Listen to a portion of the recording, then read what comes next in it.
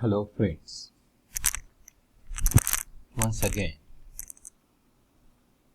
I am with you to discuss Unit 6 of the Principles syllabus, which is dedicated to the financial management.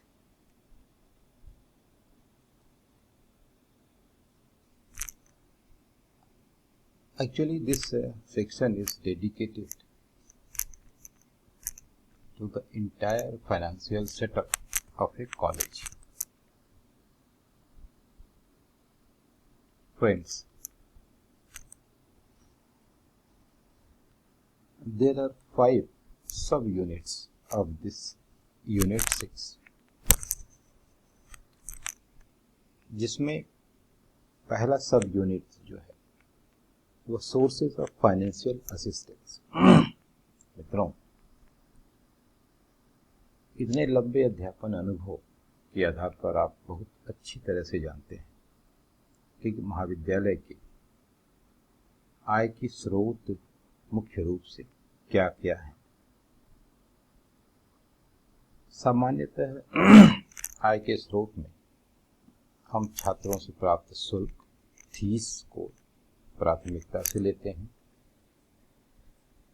इसके बाद महाविद्यालय को जो सरकारी एजेंसियों से अनुदान मिलता है, ग्रांट, वह मुख्य स्रोत है। इसके अलावा संस्था को जो डोनेशन, दान प्राप्त होते हैं, सहयोग प्राप्त होते हैं, या कुछ आय शास्तियों से, पेनाल्टी से भी प्राप्त हो सकती है। इसके अलावा महाविद्यालय को उसके द्वारा जो अस्थाई इंडाउमेंट जमा है उससे मिलने वाली आय भी उसकी आय में या आय के स्रोत में शामिल होता है। या उस महाविद्यालय की कुछ संपत्तियां ऐसी हों जिन पर उन्हें आय प्राप्त हो रहा हो, तो ये विभिन्न स्रोत हैं जहां से उन्हें आय प्राप्त हो सकता है। अब इस प्राप्त आय को सवाल ये है कि इसकी देखभाल, इसका रख रखाव किस प्रकार के खातों से होगा। तो मित्रों, जो यूनिवर्सिटी एक्ट है वो इसके लिए कुछ निश्चित खातों का वर्गीकरण करता है कि किस तरह की आय को किस तरह के खाते में रखा जाना चाहिए। तो इसके लिए यूनिवर्सिटी एक्ट ये कहता है कि एक जनरल अकाउंट या जनरल फंड होना चाहिए। उस जनरल फंड में हम सामान्यतः यूनिवर्सिटी या college will establish a general fund, क्योंकि यूनिवर्सिटी एक्ट में बहुत साफ साफ लिखा है कि whatever is written in the respect of university that will be applicable in the respect of college with some mild changes. जैसे हम वहाँ जो एग्जीक्यूटिव काउंसिल कहते हैं, यहाँ पर समिति कह देंगे, और वहाँ जो हम वाइस चांसलर कहते हैं उसे यहाँ प्रिंसिपल कहते हैं। तो कहने का मतलब यह है कि जो अरेंजमेंट है वो दोनों का एक ही होगा।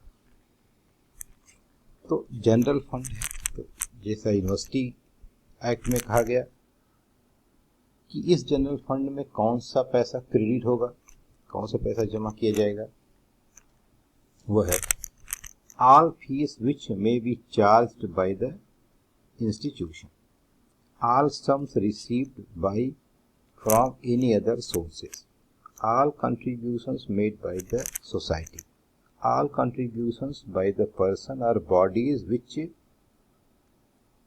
are not prohibited by any law for time being।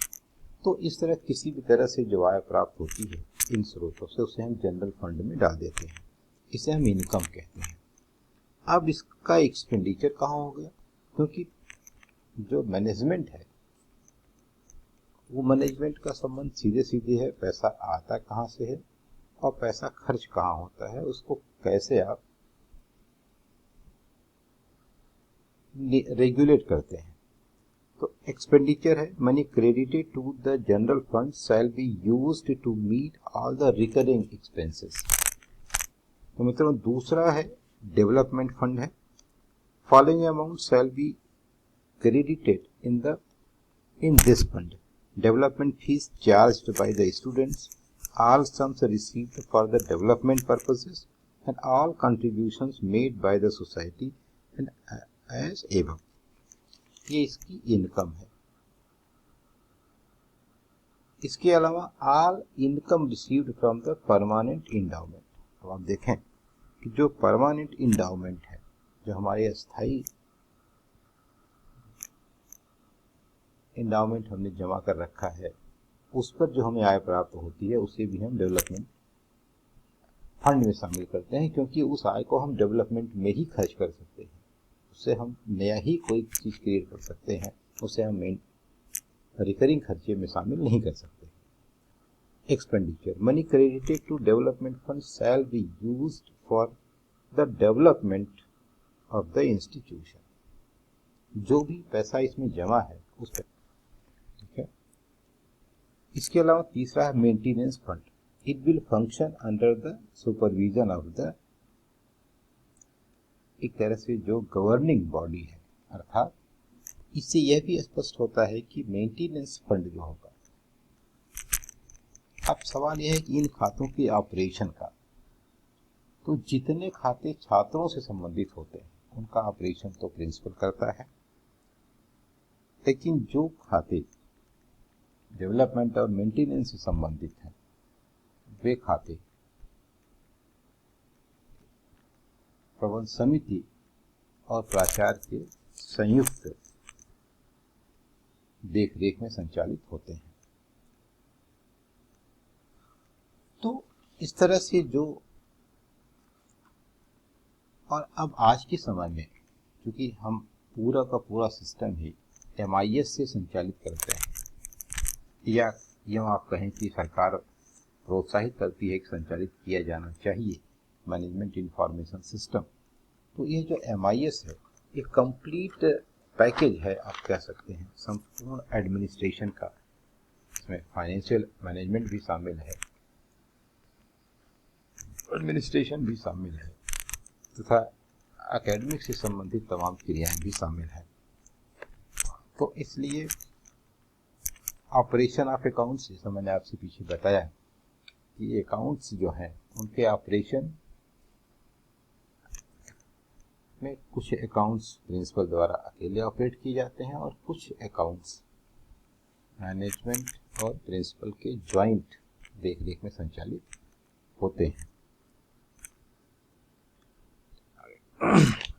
Budget and audit system. मित्रों एनुअल बजट बनना, उसकी ऑडिट होना, जैसे एनुअल ऑडिट जरूरी है, 2 ऑडिट के बीच में अधिकतम 15 महीने से अधिक का गैप नहीं हो सकता है। ऑडिट रिपोर्ट को प्रिंसिपल की जिम्मेदारी है कि वह मैनेजमेंट बोर्ड के समक्ष रखे और उसमें जो भी आपत्तियां हों उनका समय से निस्तारण कराए। इस तरह से, और प्रत्येक वर्ष का बजट सत्र के प्रारंभ में ही वित्त समिति द्वारा बनाया जाना चाहिए और उसी बजट की अकॉर्डेंस ही पूरे वर्ष भर व्यय किया जाना चाहिए। कोई भी ऐसा व्यय जो बजट में पारित ना हो उसे करने का अधिकार किसी को नहीं हो, कोई नहीं कर सकता है। तो इस तरह से इन सारी